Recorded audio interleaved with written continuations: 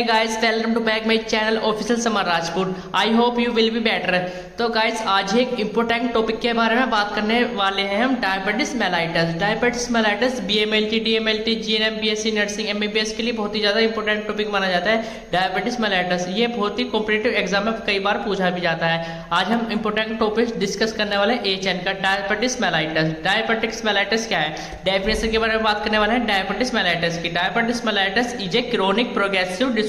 Diabetes mellitus एक chronic progressive disorder है which involve impaired glucose tolerance, जिसमें हमारा इंपेयर्ड होता है glucose tolerance. It is a group of metabolic disorder. यह ग्रुप ऑफ मेटाबॉलिक डिसऑर्डर है in which a person has high blood sugar either because, जब किसी person को हाई ब्लड शुगर होता है किस कारण से होता है, because body does not produce enough insulin, जब हमारी बॉडी प्रॉपर अमाउंट पे इंसुलिन नहीं बना पाती। दूसरी कंडीशन क्या है, cell do not respond to insulin, जो सेल हमारी वो रिस्पॉन्ड नहीं कर पाती इंसुलिन के लिए। ये डायबिटीज मेलाइटस हमारे 3 टाइप की होते हैं mainly, type 1, type 2, gestational diabetes. Type 1 के बारे में हम बात करने वाला है, ये इंसुलिन डिपेंडेंट होती है, जो 5 से 10% को देखने को मिलती है, mainly child, young people and effective. ये जो है इफेक्ट करती है मेनली बच्चों को और यंग पीपल को। This is a mostly due to genetic, one generation to other generation. यह जेनेटिक डिसऑर्डर होता है जो वन जनरेशन अदर जनरेशन में ट्रांसफर हो जाता है। Type 1 diabetes beta cell for pancreatic gland does not make insulin, जब हमारी पैंक्रियाज की बीटा सेल्स प्रॉपर अमाउंट में इंसुलिन नहीं बना पाती। इट नोज एज ज्वेलिन डायबिटीज। इस टाइप 1 को हम ज्वेलिन डायबिटीज भी बोलते हैं। Type 2 diabetes mellitus non insulin dependent, ये 90 से 95% इफेक्ट करती है पेशेंट को। This is a mainly seen due to obesity in adult, ये हमें ज्यादा से ज्यादा देखने को मिलती है ओबेसिटी में, मोटापे वाले पर्सन को और अडल्ट को। Type 2 diabetes mellitus insulin production is a proper but cell does not accept insulin. Insulin resistance due to this reaction increase the level of glucose, मतलब जो हमारी सेल है वो इंसुलिन को प्रॉपर अमाउंट में एक्सेप्ट नहीं कर पाती, इंसुलिन जिसे हम बोलते हैं इंसुलिन रेजिस्टेंस। ओके, अब हम इसके gestational diabetes mainly seen by pregnancy, जब किसी पेटस के इटोलॉजिकल फैक्टर है कुछ जिसके बारे में हम बात करने वाले हैं। Decrease production of insulin, beta cell of destruction, diet pattern, heredity, pregnancy, obesity, ये सब डायबिटीज के इटोलॉजिकल फैक्टर हैं। डायबिटीज मेलाइटस की पैथोफिजियोलॉजी। पैथोफिजियोलॉजी का हमारा मतलब होता है डायबिटीज मेलाइटस हमें हुआ कैसे, ड्यू टू इटोलॉजिकल फैक्टर। कोई भी इटोलॉजिकल फैक्टर उठा लीजिए। अब हम बात करने वाले हैं टाइप 1 की।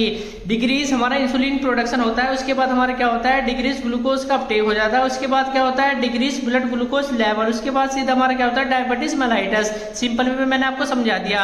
अब हम समझाने वाले आपको टाइप 2 की पैथोफिजियोलॉजी। टाइप 2 डायबिटीज की पैथोफिजियोलॉजी क्या है, डिक्रीज इंसुलिन यूटिलाइजेशन, उसके बाद क्या होगा, decrease glucose uptake by cells, उसके बाद क्या होगा, हाइपरग्लाइसेमिया। हाइपरग्लाइसेमिया हम डायबिटीज मेलाइटस भी बोल सकते हैं, ये हमारा डायबिटीज मेलाइटस है। अब हम बात करने वाले हैं साइन एंड सिम्टम के बारे में। साइन एंड सिम्टम क्या होगा डायबिटीज मेलाइटस का, पोलियूरिया। पोलियूरिया मतलब है इंक्रीज यूरिन का बार बार आना। पोलीडिप्सिया मतलब हमारी प्यास बार बार लगना, पानी की प्यास बार बार लगना। पोलीफीजिया, पोलीफीजिया का मतलब हमें भूख ज्यादा लगना।